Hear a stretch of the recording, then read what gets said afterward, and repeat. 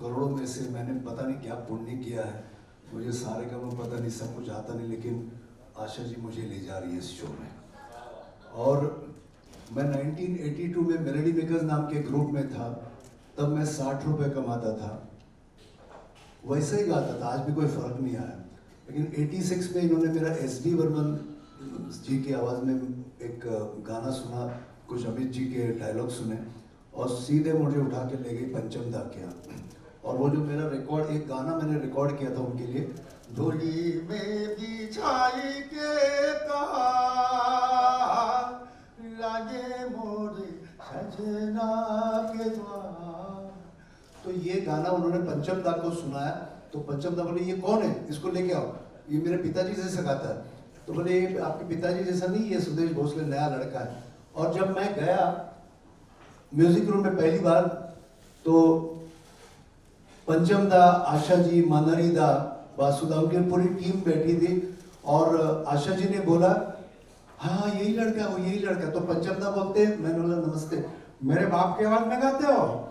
और उस दिन से आज तक मैं आशा जी के लगभग हर शो में मुझे वो ले जाती हैं।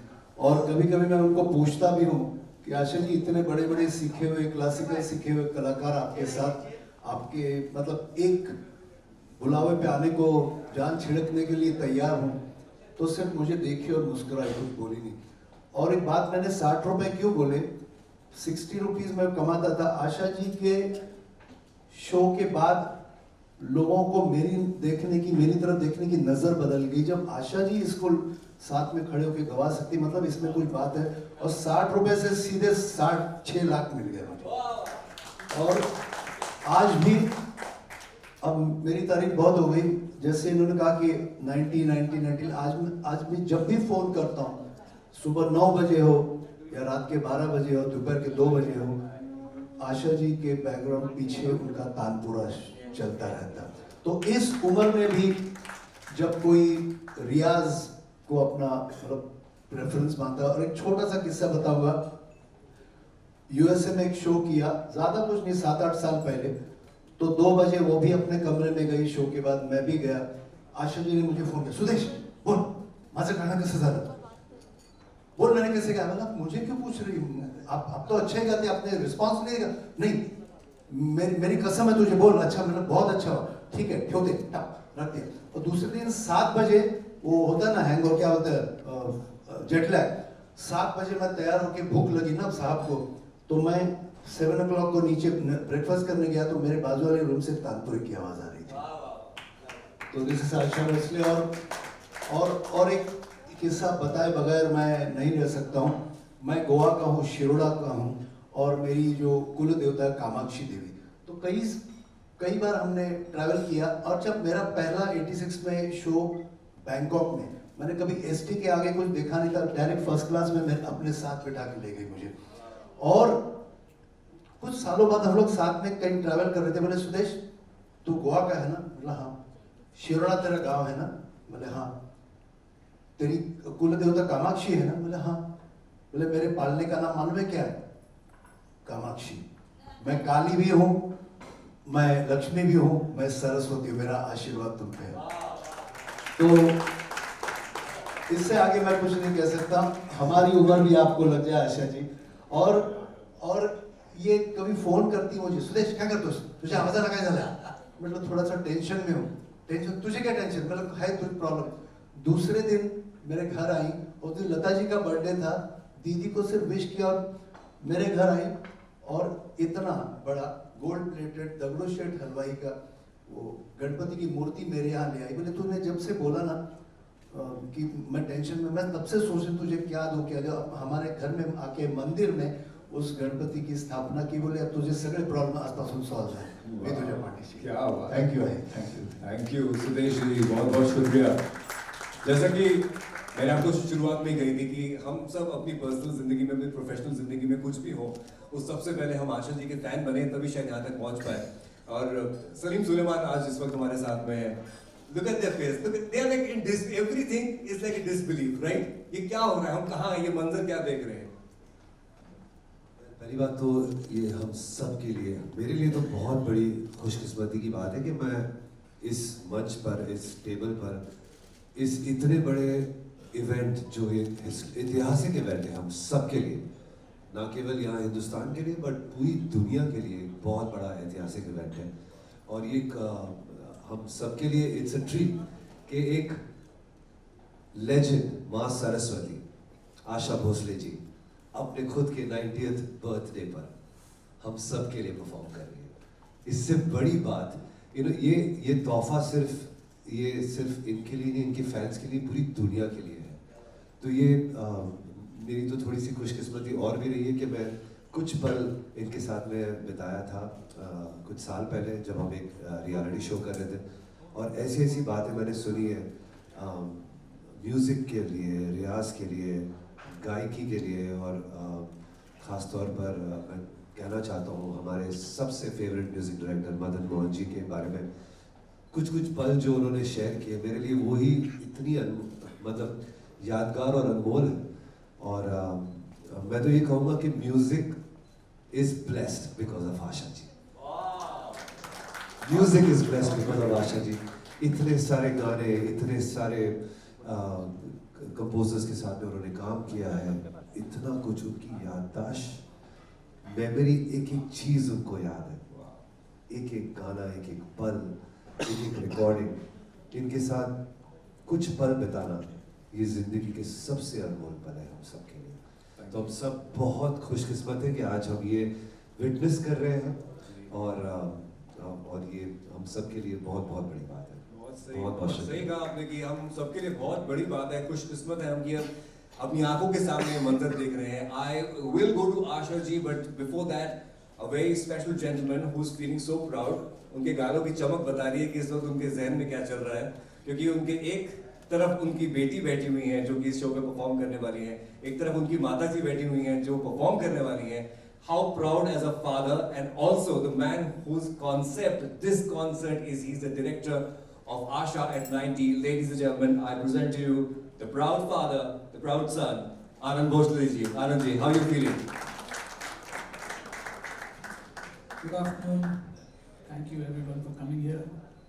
It's great to see my cousin Padmini, Poonam, good friend, Jackie of course, Poonam's daughter, my wife, Atul Churamani, old friend. So, मैं कभी सामने नहीं आता, बहुत सारे लोग आपने मुझे देखा भी नहीं होगा, मैं पीछे रहता हूँ, लेकिन इस बार माँ ने कहा कि नहीं, तुम्हें मेरे साथ बैठना है। सलमान भाई और हम पुराने फ्रेंड्स हैं, इन्होंने लास्ट ईयर मुझे कहा कि आशा जी का 90th शो मैं करना चाहता हूँ, तो मैंने उनको वादा किया, ये वादा रहा। वो देखा नहीं उसने, मतलब ये वादा रहा। तो ये शो बहुत दिल के करीब है, बहुत बड़ा शो है। ये एक्चुअली शो नहीं कह सकते, ये एक ब्रॉडवे टाइप प्रेजेंटेशन है। मेरी माँ की कहानी जब से उन्होंने शुरुआत की अब तक, आज तक, एक म्यूजिकली इसको हम लोग प्रेजेंट करेंगे। हमारे साथ अबाउट 55 लोग परफॉर्म करेंगे, 23 डांसर्स हैं, म्यूजिशियंस, बेसिक म्यूजिशियंस हैं, टेक्नीशियंस हैं, सिंगर सुदेश जी हैं। तो ये अभी ये सब लोग कह रहे थे कि आशा जी गाने वाली है 90th ईयर, तो उन्होंने मुझे कान में कहा मैं नहीं गाने वाली है, ये सब मेरे लिए गाएंगे। तो बस thank you very much Anmol, thank you everyone, and I will give it back to you. Thank you so much, thank you, बहुत बहुत शुक्रिया। मैंने बातों में सुना है, माँ बाप से सुना है, बड़े बूढ़ों से सुना है, लेकिन सुनी सुनाई बातों में मैं जाता नहीं। लेकिन लोगों ने कहा है कि जब भगवान के दर्शन होते हैं तो भगवान सिर्फ खुद नहीं दिखते, उनमें बहुत सारे भगवान एक साथ दिखाई पड़ जाते हैं। आज जब स्टेज पे हम सबकी निगाहें आशा जी की ओर बढ़ेंगी तो मुझे लगता है किशोर दा भी दिखाई देंगे, रफी साहब भी दिखाई देंगे, एस डी बर्मन भी दिखाई देंगे, पंचम दा भी दिखाई देंगे। वो बड़े बड़े लेजेंड्स जो आज हमारे साथ में नहीं हैं, वो सब दिखाई देंगे सिर्फ आशा जी में। बिकॉज लेडीज एंड जेंटलमैन, कोई संकोच नहीं है मुझे ये कहने में, आज मैं आरजे अनमोल के बड़े हक के साथ कहता हूँ, बड़े गर्व के साथ कहता हूँ कि I am presenting you the last empress of the legends, ladies and gentleman, Asha Bhosle ji. Asha ji is here. That's what I am saying the calibre is. वो सब म्यूजिक कंपोजर्स, साहिर लुधियानवी, शैलेंद्र मज्जू साहब, everybody together, we will see them all in आशा भोसले जी. आशा जी, आप कैसा feel कर रही हैं? मुझे पता है आपके जहन में, लेडीज एंड जोरदार तालियां. Thank you sir. मोबाइल नीचे करेंगे सर. प्लीज. सर बैठ जाइए. आई अरे यार इनको ही लेके यार. इतनी सब हम बातें कह रहे हैं, सुन रहे भी नहीं. आप चाचा sit, take it easy, settle. या आई हम सब इतनी बातें कर रहे हैं, 3 घंटे का कॉन्सर्ट है, पहली बार दुनिया ऐसा कुछ देखेगी. A legend of your caliber at 90 performing live. हम कह रहे हैं कि ऐसा कुछ कभी शायद देखने को भी नहीं मिल पाएगा. ये सब बातें जो हो रही हैं, ये सुन के आपके दिलो दिमाग में इसमें क्या चल रहा है? तुम तो अनमोल हो ही. I'm blessed. Thank you. इसलिए मेरी तारीफ करता है, बहुत तारीफ करता है, सभी तारीफ कर रहे हैं. आप लोग जितना मेरे लिए बोल रहे थे, उसके पीछे 80 साल है. मैं उम्र की 10 साल में मैंने गाना शुरू किया और मुंबई आने के बाद 43, 45, 46 में मैंने गाना शुरू किया, वहाँ हिंदी गाने. ये सब मेरे सामने पैदा हुए हैं जितने आर्टिस्ट बैठे हुए, तो सब याद आती हैं बातें, पुरानी बातें, पुराने लोग, पुराने म्यूजिक डायरेक्टर, आर्टिस्ट, क्या नहीं, सब इकट्ठा मन में होता है. और मुझे लगता है कि मैं कुछ भी नहीं हूँ, लेकिन इन सब को मैं जानती थी. आज अगर आपको फिल्म इंडस्ट्री का इतिहास जो है वो सिर्फ मुझे मालूम है, हर एक की लाइफ मालूम है. डायरेक्टर, प्रोड्यूसर, आर्टिस्ट, सिंगर, सब मैं जानती हूँ. मैं अगर बोलने बैठूँ तो 3-4 दिन लग जाएंगे, इतनी कहानियाँ हैं. वो सब मेरे मन में आती हैं, मैं कुछ भूली नहीं हूँ. मैं आखिरी मुगल हूँ, मैं आखिरी मुगल हूँ इस फिल्म लाइन का.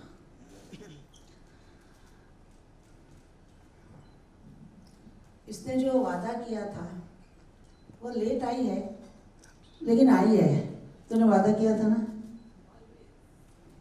ये वादा रहा, तू है वही दिल में जिसे अपना कहा, तू है जहाँ मैं हूँ वहाँ, अब तो ये जीना तेरे बिन है सजा, है सजा,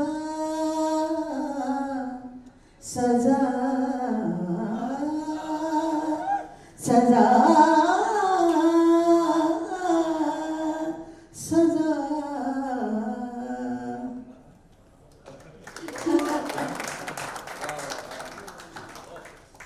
और इसकी बेटी, ये जो पूनम है, पहला मैंने गाना गाया उसके लिए और बहुत चला गाना.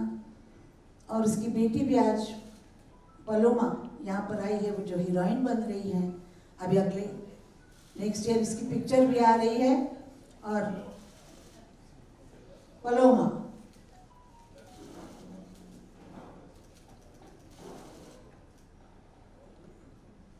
और यहाँ पर जय किशन जी आए हुए हैं, यानी जग्गू.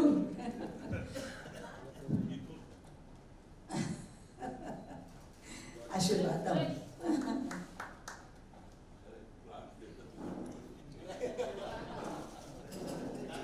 अभी यार.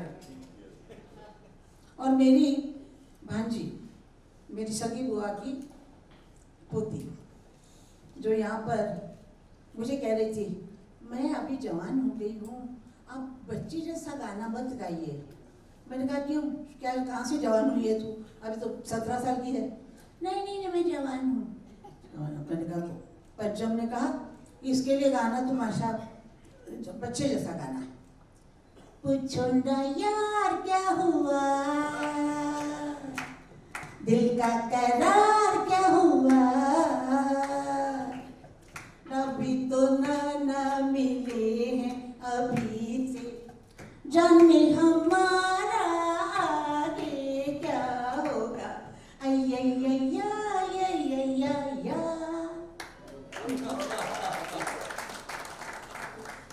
मेरे अभी मैं शुरू करती हूँ नितिन शंकर से।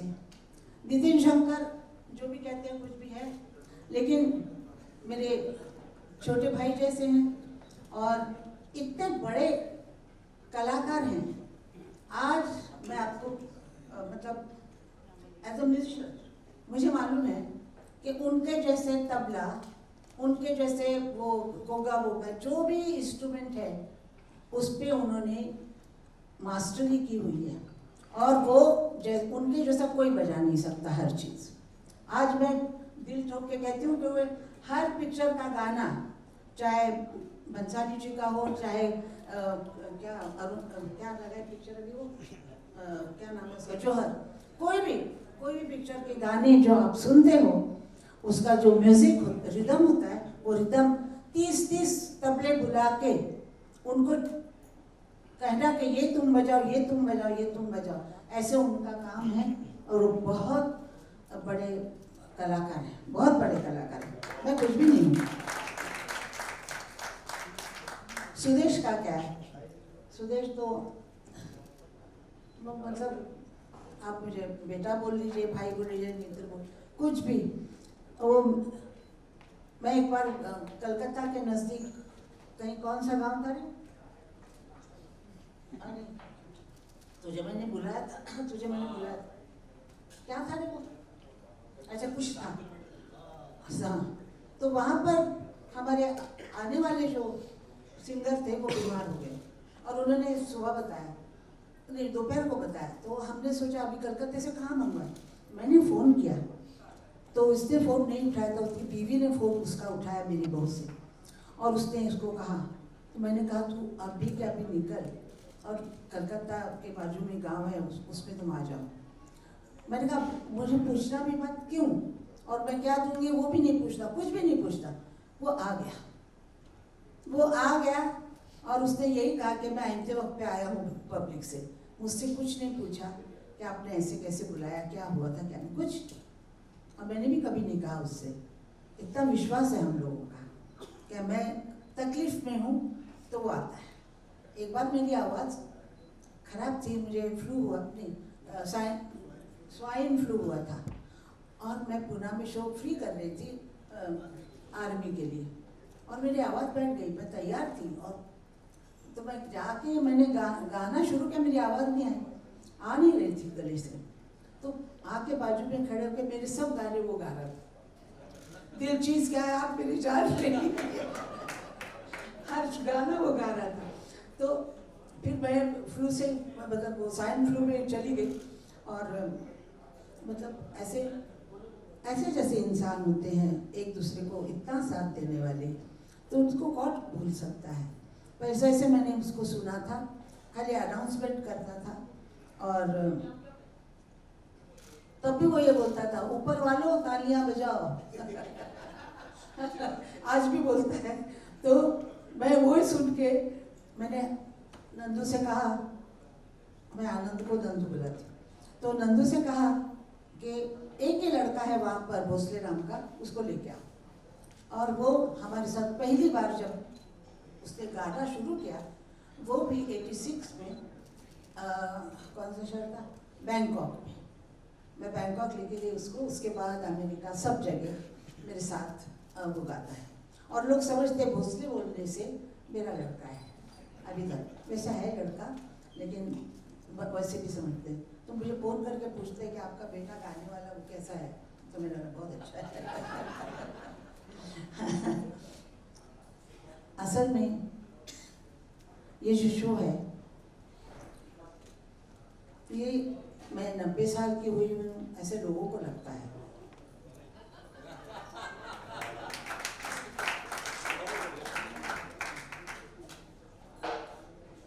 और मुझे ऐसा लगता है कि अरे अभी तो ऐसा हुआ था, अभी तो ये वैसी वैसी ऐसा हुआ था, अभी इसको अभी छोटी है ये, मेरे को लगता ही नहीं कि मैं बड़ी हूँ। और मुझे ये भी नहीं लगता है कि कुछ अजब मैंने कुछ किया है। वो बैठा हुआ है, वो कराता है, हम करते जाते हैं। मैं नसीब को बहुत मानती हूँ, तो नसीब से हम हर चीज़ करते हैं। वो मेरे से करवाता है, मैं करती हूँ। मेरा जो बैकबोन है वो मेरा बेटा है, उसके सहारे से वो कुछ कहता भी नहीं है, लेकिन सब कुछ ना बोले कह देता है और बगैर बोले कह देता है। सब जानती है उसको, ये लड़कियाँ।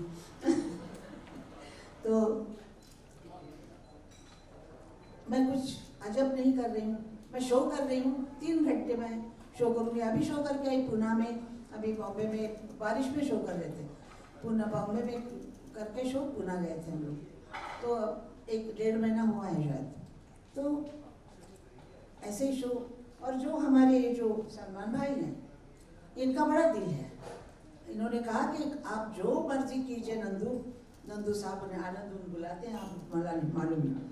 तो उसने मुझे बताया कि वो शो करना चाहते हैं और बहुत बड़ा शो करना चाहते हैं, जैसा मेरे दिल में है ऐसा।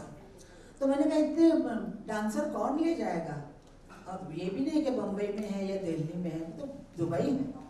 तो मैंने कहा ये कैसे होगा, इतना 18 म्यूजिशियन सिंगर हैं,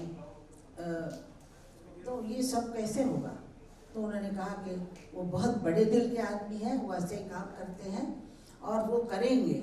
और वाकई उन्होंने इतना साथ दिया है कि हम लोग रिहर्सल कर रहे हैं और जो बातें उनसे कहते हैं वो करते हैं।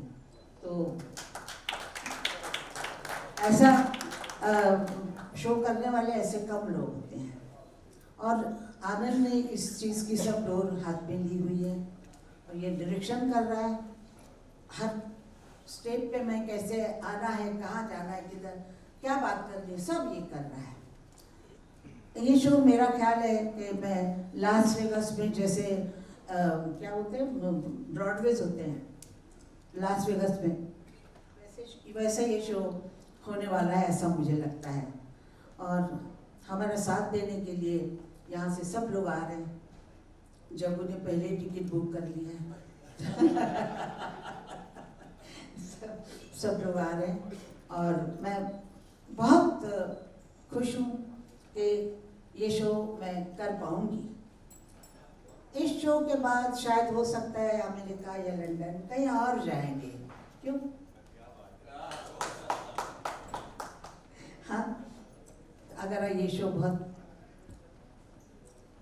अच्छा रहा, अच्छा होगा, इंशाल्लाह भगवान ने हमारे आशीर्वाद दिया तो अच्छा शो होगा। आपका साथ हमें चाहिए। आपका साथ अगर होगा तो हर काम अच्छा होता है।